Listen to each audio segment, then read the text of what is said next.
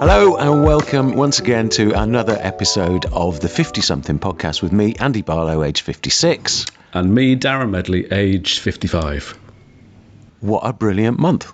So we've just started. This is our first ever podcast, group of podcasts, as you know. And this is episode 5. Can you believe it? I know. It's flown by. We've done a lot. We've done the Wild Water Swim. We met people from Sweden, from America. Yeah. It's been great fun. And I can't believe how quickly it's gone by. Totally agree. It's brilliant, and thanks everybody for your support. On global listening figures, we've not broken any records, but we've got over 500 and odd listeners in the first month. And I think from a standing start, all of our social media is organic, and I think we've done really well. I'm quite proud of us, mate. Yeah. I think we've done well. Absolutely.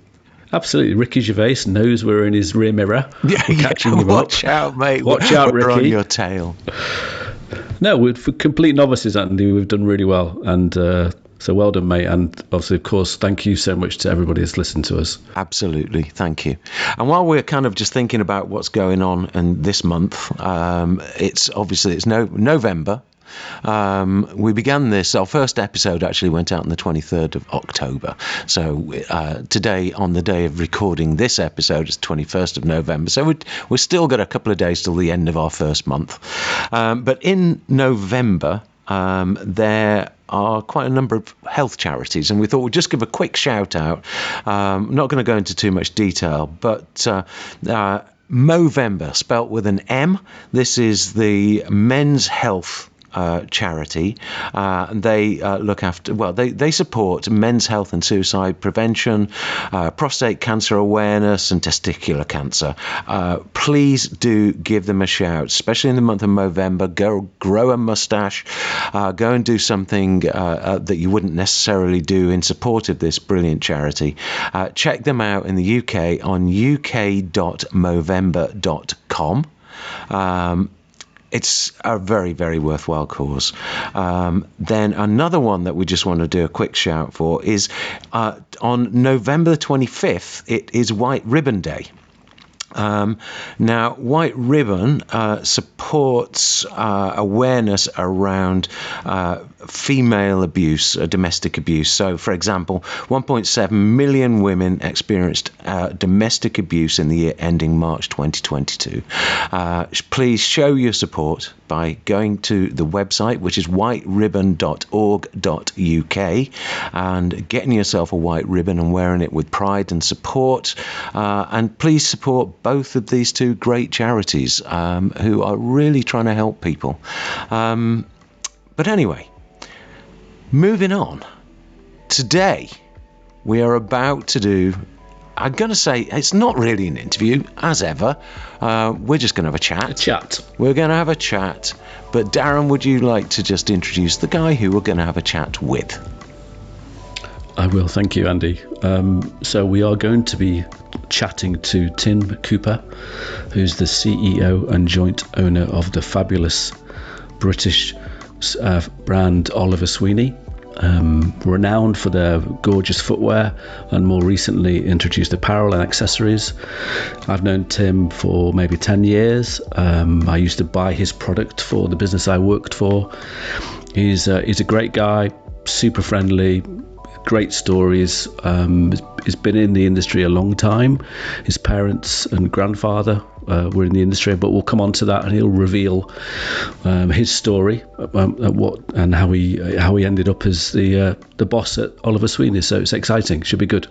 Fantastic. And as well as all of that, we got a fabulous prize, and we'll reveal more about that later. There will be some form of competition, but Tim and Oliver Sweeney are donating some great clobber. More of that later.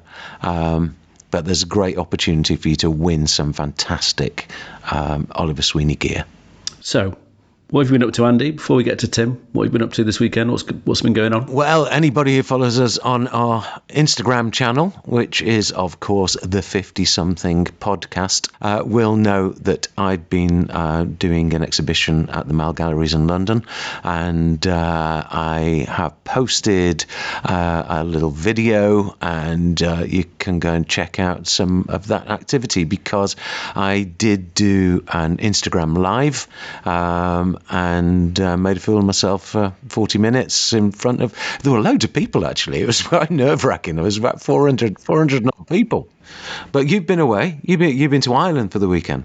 I have. I've been to Ireland with my good friend Morris. Hello, Morris, if you're listening, and his brother Gordon.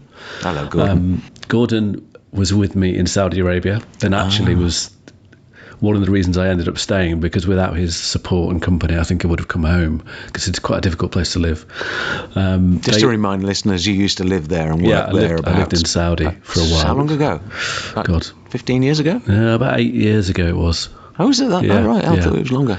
Okay. They live in a town called Enniskillen, which is a beautiful town in Northern Ireland, on a lake, beautiful and green, as you can imagine. So of course it rained, but that's part of the charm, I think, of the place. And we couldn't.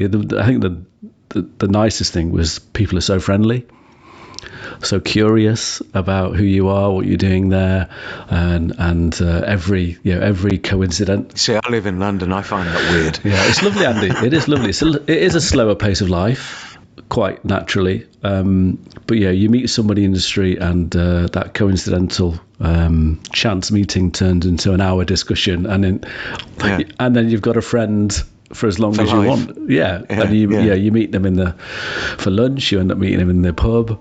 Down by the river, fishing. So it was a really nice weekend. Thank you. Oh, brilliant. Good to hear. And nice to see you spending time with Morris, old friend. Yes, indeed. He said say hello, and he said you're not doing too bad for two chances, which is, Chances, we're seasoned professionals. How dare you?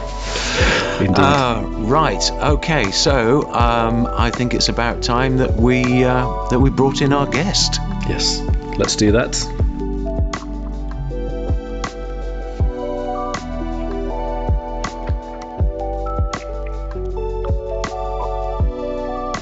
And here he is. So, welcome, Tim, to the 50-something podcast. Thank you so much for joining us. Nice to see you both. And Darran, do you want to kick off? So, Tim, you find yourself running a successful business in your early 60s. Yeah. Tim, tell us about your view about how good footwear and clothing can make a man feel different. And so I don't know, it's something about confidence. I think confidence is, so you know when you put something on and the first time you try something on, you go, oh wow, there's that moment, isn't there?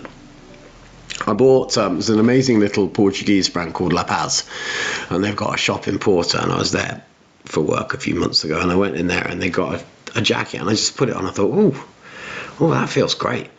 And it's that when something feels great, you feel confident when you're wearing it. You know, there's nothing worse than. So for me now, when I go to I don't mind wearing a dinner suit. So I went to a do last week, and I had to wear a dinner suit, and it was actually fine. It felt fine. But business suits, I find really quite hard. So I go to a BGF investors dinner. I can't wear my Gramici wide leg climbing trousers because I just can't. You know, people would think I was weird. So, but when I put a suit on, it just feels uncomfortable, and that saps I don't feel confident wearing it. It's like, ooh, is it fitting properly?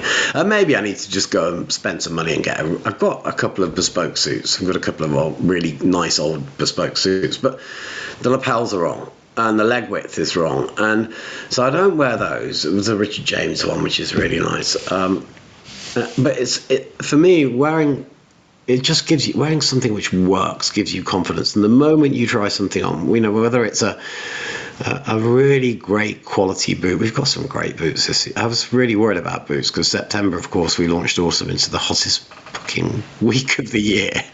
And boots in September were quite tricky, but it's been a great boot season ever since. It's just been fantastic. And the boots, I think our boots are really, really looking good, and they're beautifully made. A lot of them, we've got hiking boots, which are Norwegian welted. We're the only British brand that does the old-fashioned Norwegian welt, where the welt goes up the side of the boot as well as underneath. Paraboot do it in France and Hechon, but we're the only British brand that does that. So hiking boots in a Horveen leather, you just put them on and they just feel great. And you feel great wearing them.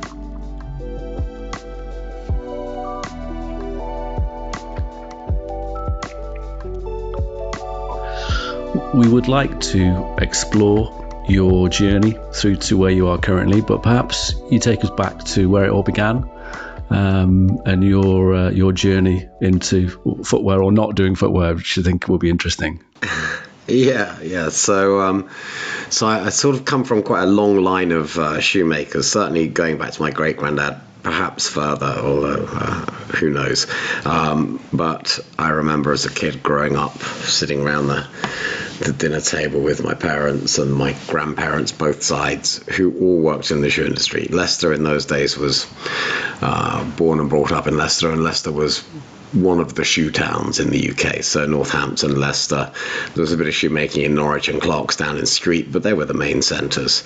So we spent lots of time talking about making shoes, and from a young age, probably 10 or 11, on a Saturday morning, my granddad used to pick me up and take me to the shoe factory. I think it was a way of getting me out from underneath my parents' feet. So, and there's something I loved spending time with my granddad. I'm not sure I really loved doing stuff in the shoe factory. They were fairly menial tasks, but I think that's how it sort of got into my blood. And as I grew up, I think the thing I desperately didn't want to do is to follow everybody into the shoe trade. It's that multi-generational thing where I think we all want to do something different to our parents, and we all want to see our kids do better than us. It's very interesting, isn't it, that world that we live in.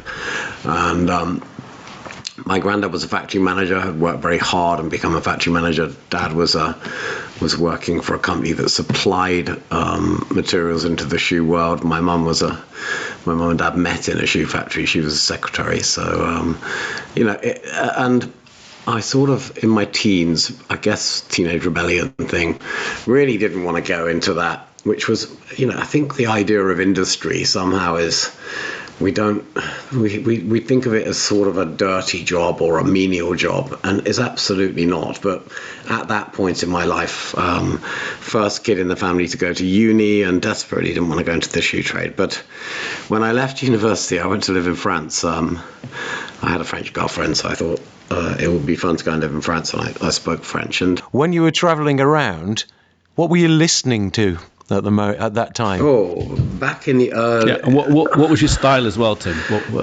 Paint a picture for us. Early 80s, I guess wanna be smart. I haven't got the money to look really smart, but the sort of English boy in France trying to wear a suit and tie, trying to look smart when I was at work. Outside of work, jeans and T-shirt, same as today probably, jeans, T-shirt and sneakers. What was I listening to back then? The sort of early 80s. I definitely wasn't a new romantic, so it probably was sort of post-punk stuff, things like Magazine, Wire, maybe a bit of The Cure, stuff like that. So that's Talking Heads, definitely. It's just fantastic. Yeah. Did you ever see them live, Tim? I have. I saw them as a support to the Stranglers at some point in time, very early on. So, yeah, and then, of course, the whole French thing, that sort of, definitely not Johnny Holiday, but the Serge Gainsbourg, and the French love things like Patti Smith, so definitely a bit of Patti Smith and stuff like that. So trying achingly hard to be cool, and living at that stage in Paris and working in a restaurant, sort of basically washing dishes and prepping veg, which was not great fun. So I spoke to my dad, and he had a friend that ran a French shoe business, and they had a graduate scheme for French graduates, but I think my French was good enough to get on it. So he called a favor in, and I went to work for a shoe factory in Alsace, in the east of France, in the middle of bloody nowhere. It was actually the world's biggest shoe company at the time, called Bata. Bigger than Nike, Adidas, bigger than everybody. I mean, it still was a massive business. And they ran And at this point, were you thinking, I'm making my own way into footwear? So I think it was... feels different. I'd love to say that was the case. I think I was just drifting into a job which was slightly less onerous than washing dishes. I think it was just, and seeing a bit of the world and enjoying myself in France, and really at that point, I loved living in France. I absolutely loved it. There were a few other English speakers there, but you were immersed into the whole thing. And the graduate scheme was sort of a year of learning about the shoe industry from start to finish. So you spent, 2 months in design, and then you spent 2 months on the factory floor, and then you spent 2 months in the marketing department and 2 months in the export department. And they had a very difficult customer in the UK, which nobody liked working with, called Marks and Spencer. So they used to make kids' shoes and women's shoes for M&S. And being French, they just didn't understand this whole process. So at 22 or 23, I guess, they just sort of packed me a bag of samples and said, "Here you are, go off to go to London and sell some shoes to M&S," which was amazing. I got given 3 accounts when I finished the graduate scheme: one in Sweden called Oscaria, one in London, and one in Japan. But they never let me travel to Japan. But it was a great account. It was a lovely account, Nishimura, and so I sort of was selling, I guess, just going off to, and I really got on well with the team at M&S. I couldn't understand why the French guys didn't get on with them, but I think that it was just culture, a cultural difference. And after about 6 months, they suggested that I went to work for one of their bigger suppliers, which was quite interesting, because I didn't really want to move back to the UK, but it was having been suggested by one of their largest customers. The UK company obviously thought it would be a good idea to take me on, and I sort of managed to wangle a much bigger salary in a company car, and moved back to London, I think in '84, to work for a company called Lambert House. They're a big PLC, Lancashire-based, UK manufacturing, and we're just starting to import shoes. So it was very, very early days. In those days, I think probably 90% of the footwear we bought in the UK was made in the UK. And they had 9 factories, big PLC. And I sort of landed on my feet. It was... I don't know whether it was, I don't know, maybe small fish, small pond, but it was definitely a small pond. Where were you living at the time? I was living with when I first moved back, I moved in with my aunt, who was chief warder at Holloway Prison. So you had your own strict. Who I drove up and saw on Sunday, actually. So she was living in Finsbury Park.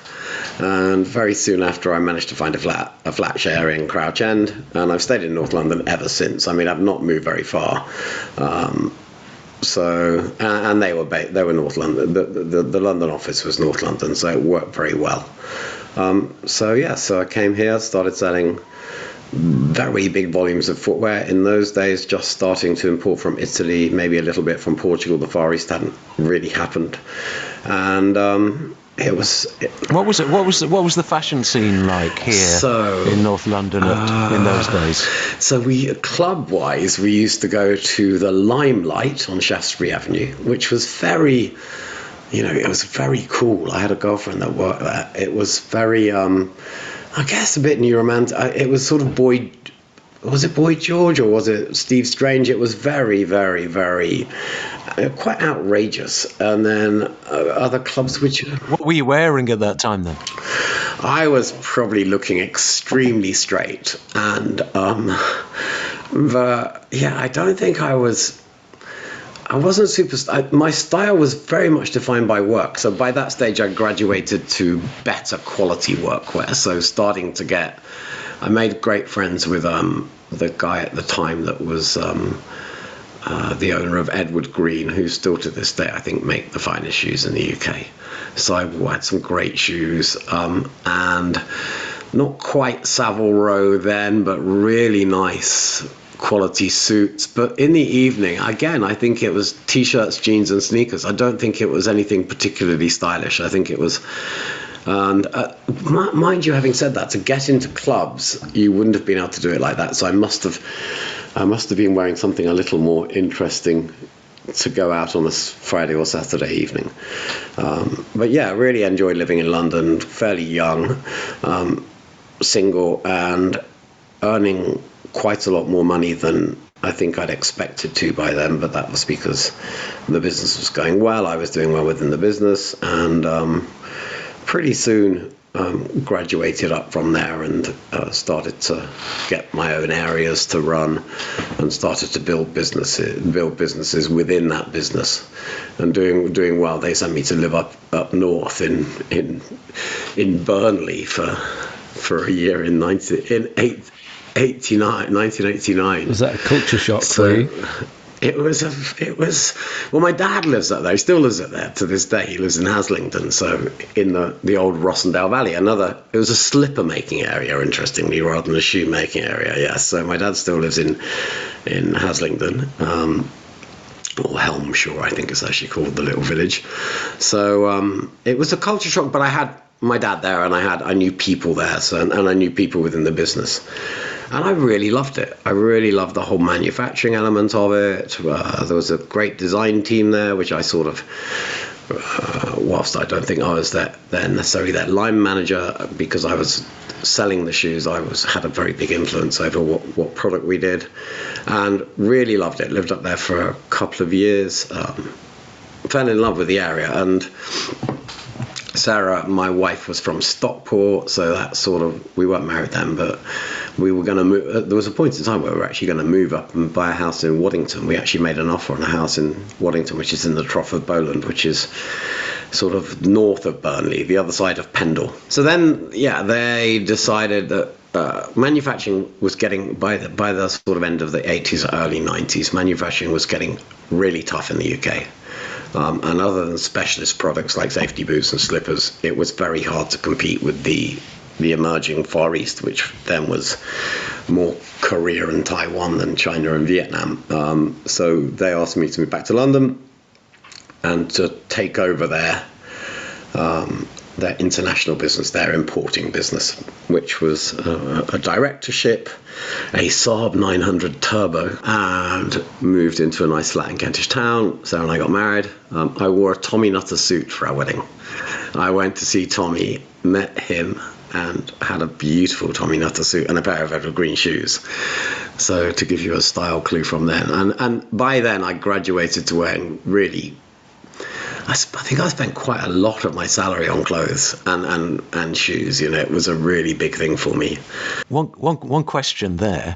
Style versus fashion. Where do you stand? Very, very much style, not fashion. Yeah, and So you see that with the Oliver Sweeney brand as well. 100%. We are definitely not a fashion brand. We like to think that we make enduring fashion. We make timeless, enduring fashion. You know, the Raj who works for me, who's head Raj, as they call him down here. Raj, I call him because I'm from Leicester.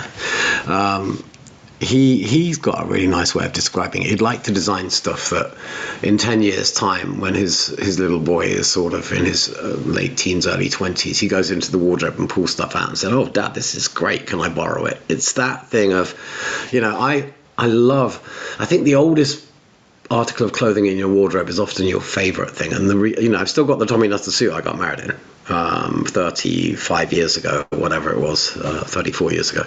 I still have the evergreen shoes I got married in.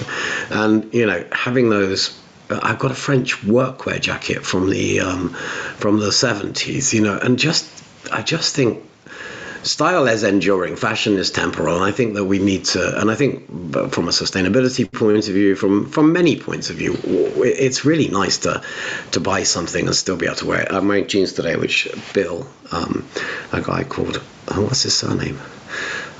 Bill in South Carolina made for me 10 years ago, maybe 12 years ago. And he made them from cone denim, and they used a Union Special number 74 or something machine to do the overlocking. And that personal connection with a garment or the material or is just so important for our business, but also for me. It's really, it's about enduring, timeless design, and I think good design does endure. Yeah, I mean, I think there are brands. Obviously, Vivienne Westwood, buy less, choose well, make it last. Became a political slogan, really, as much as anything else. For good reason. Ethical businesses. Absolutely. I mean, it's funny, isn't it, being in retail and sort of encouraging people to buy less. But I love Yvon Chouinard at Patagonia, who does exactly that. He says his great mantra is we don't need to consume as much as we consume. But I think that's what consumers want, though, as well, especially kind of Gen Zs, I guess millennials, although millennials are so massive a cohort. But people are buying into that more than just buying a product off a shelf. They want to buy a relationship with the brand, and they want to understand that brand. And if it's got brand ethics behind it that support their ethics, then they're more likely to have that lasting relationship. I think that's one of the things at Oliver Sweeney. We don't tell our stories well enough. We've got such amazing stories. We work with such great tanneries and mills, as well as our actual manufacturers, all of whom we have long relationships with. Bernacchini. Last night I went out with the daughter of the owner of Bernacchini. It's her 50th birthday. We've been working together for 20 years. And she was in London to celebrate her 50th, and we went out to dinner. And those brand stories are really important. We're not good enough at telling them yet. We're working on it. It's something we really need to improve. But places like in Leeds, the Charles F. Stead Tannery, it's one of the great tanneries in the world, and we don't say enough about it. And some of the leathers we get from those guys, or Horveen in Chicago, or so the Xenia in Biella, who make the yarn for our knitwear. They're great mills, and we need to tell those stories a bit more. Could you take us through how you ended up getting involved in Oliver Sweeney then? Oh, okay. So I worked at Lambert Houth PLC. It was a big, we're talking about big manufacturer, and then became a very big importer, 100 million plus. I became managing director, very young, early 30s.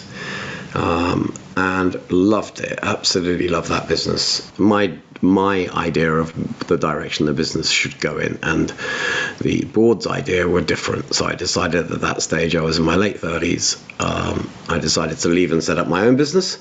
So I set up my own business doing exactly the same, effectively importing private label footwear from China and Vietnam in those days, more than anywhere else, a little bit of Sri Lanka, a little bit of India, but mainly China, Vietnam, and selling that into both interestingly, into the UK market, the US market, and the South African market. We had a great customer in South Africa. So I built my own business up. We used to make, one year we made for both Primark and Jimmy Choo. I mean, but our big customers were the classic. We used to sell to Marks and Spencer, Next, all South Africa, in the States, people like Talbot's in those days, also Madden. So we had and we did some distribution as well. So we distributed Steve Madden into Europe. Very interesting set of stories. And then in 2007, I think it was June 2007, the EU introduced anti-dumping duty overnight on footwear from China and Vietnam, and 16.5%, and that absolutely, I mean, our gross margin was 23, so most of our gross margin was gone overnight. Could you just explain what anti-dumping duty is? So anti-dumping duty is basically, it's a form of trade protection to stop low-cost countries selling goods into a market at below cost price. So dumping is selling at below cost price to effectively take control of the market and destroy local manufacturing. And certainly in the case of footwear, the EU, the premise of the EU legislation was absolutely ridiculous. It was an incredible thing in that it was completely evenly tied in the vote in the EU Council, and I was very involved in lobbying to stop them voting for it. And Malta swung it, and there was a great deal of speculation that Malta had been bought off by the Italians, because obviously the Italians, the Portuguese, the Spanish, and actually quite a lot of the Eastern European countries still had big footwear manufacturing of their own. And China, Vietnam, Indonesia, the product was miles cheaper. It was never dumping. It was just the labor cost was much lower. It was not that the factories were privately owned factories. How the hell they thought they were dumping? Because if they sustained losses, they couldn't sustain losses for years and years and years. But the labor cost was much, much lower. And they deemed it as unfair competition. And it came down to a vote, and the Northern Europeans lost. And 5 years later, it was deemed an illegal action. So the EU then had an investigation into the decision. The decision was deemed illegal, and if you still had the companies, you were paid significant compensation. So the EU paid massive compensation to businesses that they had charged the anti-dumping duty to. Unfortunately for us, 2007 followed by 2008, and then 2009. was spectacularly difficult, and we went from having a business making a very, very good profit to a business making a great big fat loss.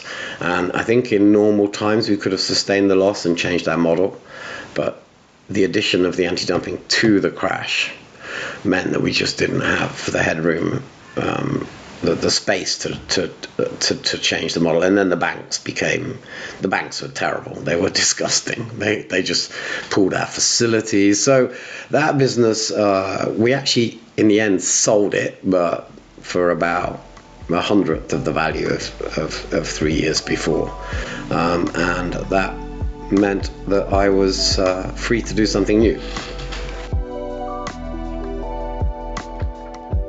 Can you remember what you were listening to? What was the music that pulled you through? Oh my God, very depressing stuff. I kind of think it was probably Death Cab for Cutie around that time, I think. Oh yeah, no, Death Cab for Cutie definitely, but yeah, probably a lot of Radiohead. Definitely Radiohead. What else in 2000? So I've always gone to loads of concerts. I absolutely love live music. It's incredibly uplifting, and I would have been going to, even in the depth of a very depressing time, I still would have been going out and going to see live music. And who would it have been? Beck.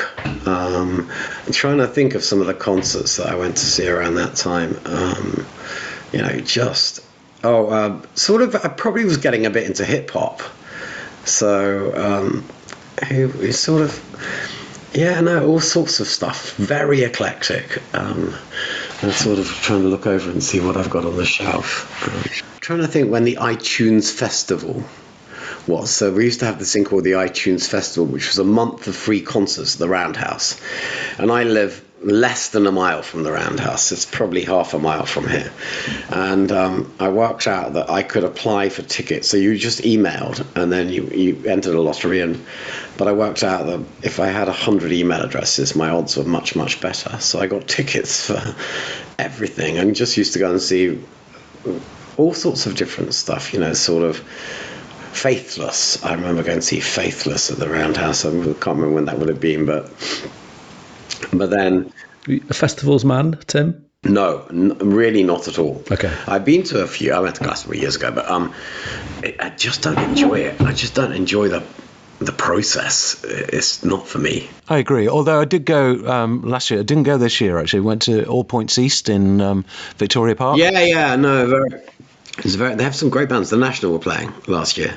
Their last this year, I think, the Nationals. So last year was Smile.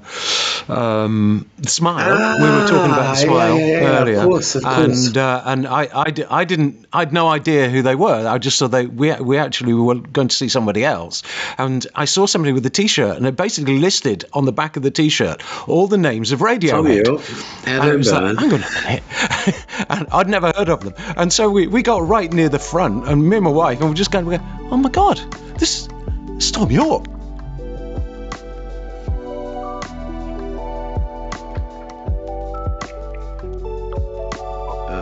So then 2009, a very good friend who I'd worked with when he worked for Marks and Spencer and I was his biggest supplier, phoned me up and said, oh, Oliver Sweeney's gone bust. Are you interested? We could buy it together. So Oliver I'd known, right back to the late 80s. He was part of the sort of scene. And always been friends with, met him a few times in Italy, been fishing together. Really interesting guy, and unfortunately he'd had a stroke in 2006 or 7, and he lived down on Dartmoor, and it took them ages to find him. The stroke was pretty devastating, in that he lost the use of his right arm and his right leg, and he got very bad dysphasia, so he couldn't really string words together. So that had post his stroke become a very difficult business, and I was at a bit of a loose end, and Morris was running a little private equity company that invested in turnarounds. So we decided to have a crack at the branded world in 2009, June 2009. So 14 years ago. God, it doesn't seem that long. And we bought a horrible mess. It had 6 concessions in Harvey Nicks, of which 5 were loss making. It had shops in all the wrong places. Its biggest wholesale customer went bust, I think, the week after we bought it. Shoe Studio Group, which was a part of that Icelandic mess, Kaupting and all of that. And because the factory in Italy, Bernacchini, the people I was out with last night, because they were very dependent on Sweeney for their production, it sort of pretty much sent them under too. So it was, God knows why we did it. We must have been mad. But you did it. So what was 14 years later, Tim? What was your turnaround strategy? What did you do to? So I think so the initial bit was clear up the mess. The range was very one-dimensional, so it was pretty much, I would say it was 95% formal Italian footwear. One-dimensional in terms of price, one-dimensional in terms of look, and that made it very tough to retail. It had no online at all at that stage. So I think the first thing was sort the business out, get Bernacchini back up and running, which we lent them some money to help them do that. We diversified the product range, so moved into more casual footwear, which obviously even back then was starting to take a bigger part of the market share, probably sort of Tambroigs and stuff like that back in 2010, 2011. Changed some of the stores, got out of the crap concessions, and we did a good job. Between 2010 and 2013, we built the business back into something meaningful, something profitable, and we sort of had bootstrapped it with our own cash all the way through to that point. But in 2013, we decided that to take it to the next level, we'd need to get additional investment. So we found a really brilliant investor called the Business Growth Fund, BGF, and they bought 39% of the business, and we used all of the money that they invested as growth funding. We took none out. None was taken off the table at all. And then we made some not great decisions at that point, our retail stores that we'd revamped were working really well. And online was okay, but it wasn't retail was going great guns. So we thought, well, let's just open loads more retail stores. But bad mistake. Sort of in 2015, they did pretty well, but every year thereafter, the profitability, the shop door contribution of each store fell. There was really, really, really a tough time for retail. And I think fundamentally people were starting to get much more comfortable shopping online for clothing and footwear. And footfall was falling because people were shopping more online, and therefore your problem with retail is very, very high fixed cost. The moment you've got revenue decline, you tumble into losses pretty quickly. So we sort of decided and started to close them in 2019. So we had a plan.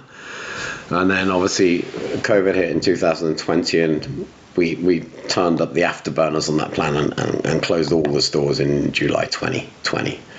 And that was a real turning point for the business. So I'm interested just to ask a couple of questions around that, actually, because from a customer point of view, how do I touch and feel your product? The short answer is you order a pair. It's free shipping, free returns. You touch and feel them. If you like them, you keep them, and if you don't, you send them back. And about 21% of our customers do send them back. But the highest reason for that is fit, not because they don't like them. By far and away, it's fit. We also have a wholesale business, so that's how Darran and I met. So we do sell to physical retail.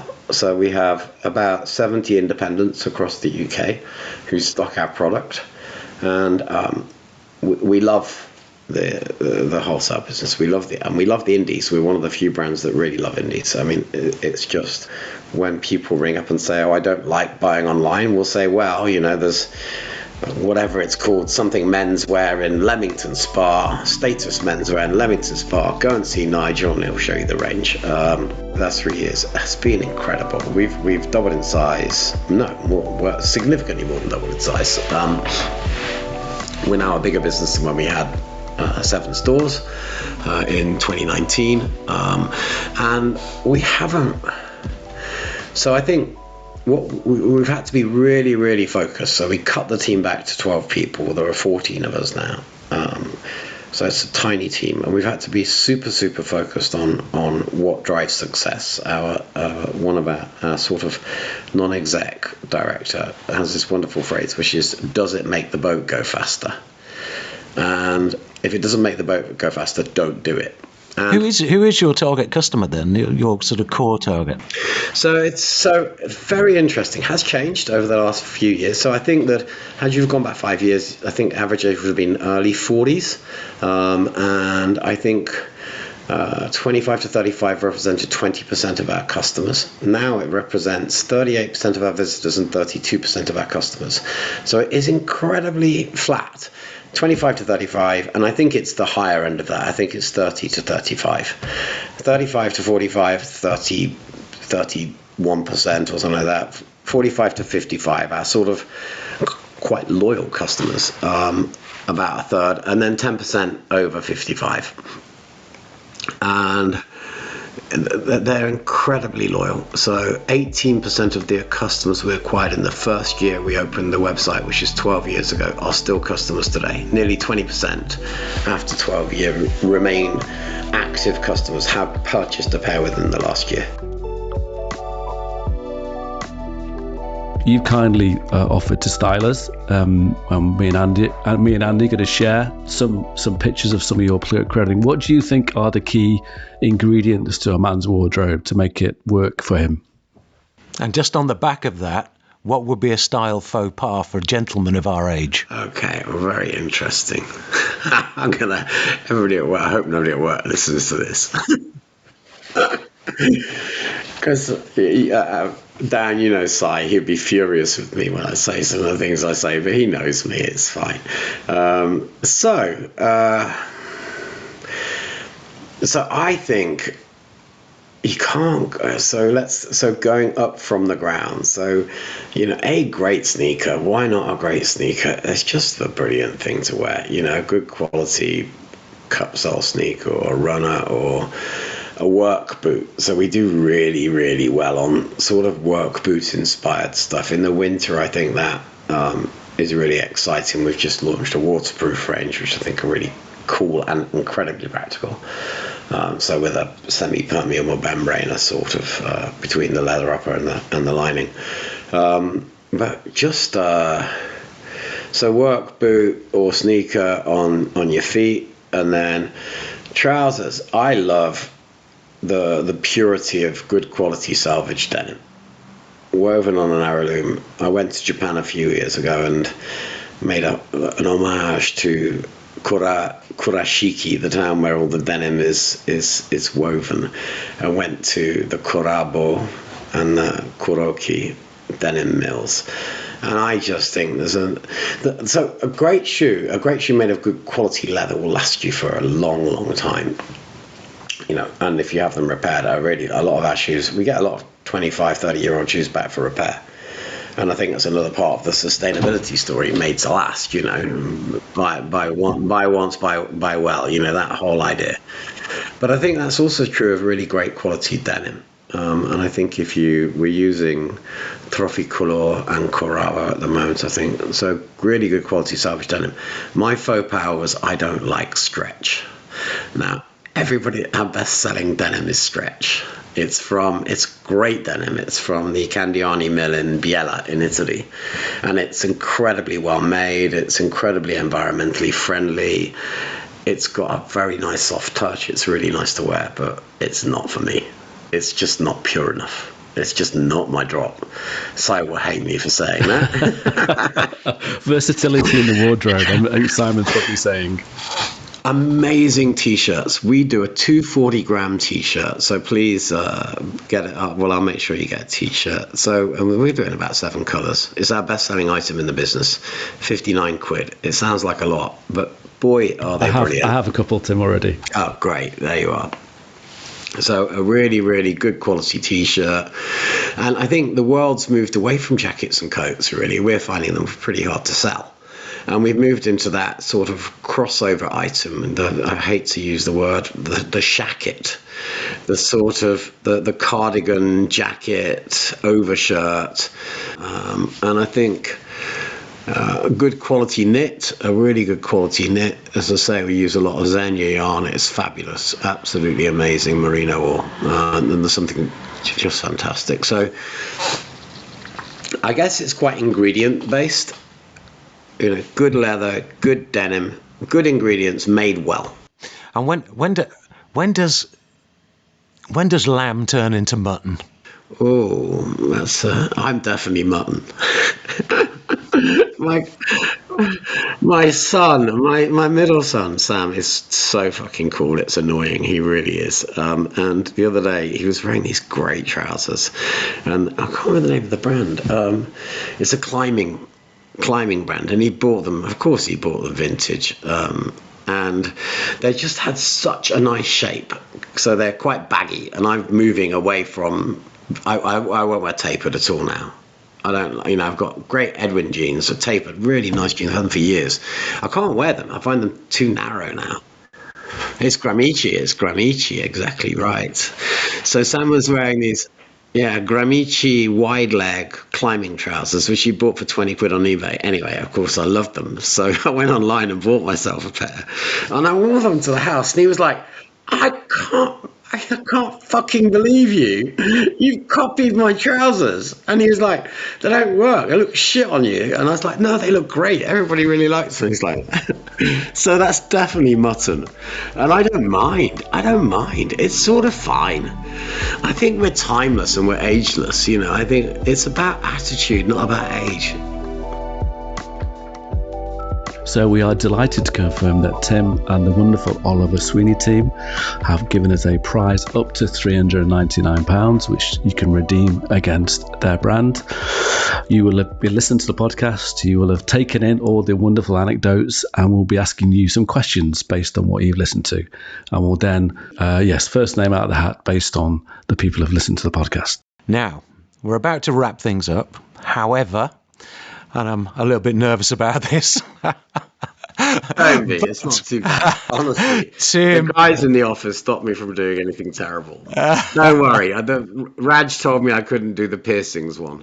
Well, Tim has very kindly offered to set us a new challenge. Now, I have to say as well that he's also said he's going to do it with us.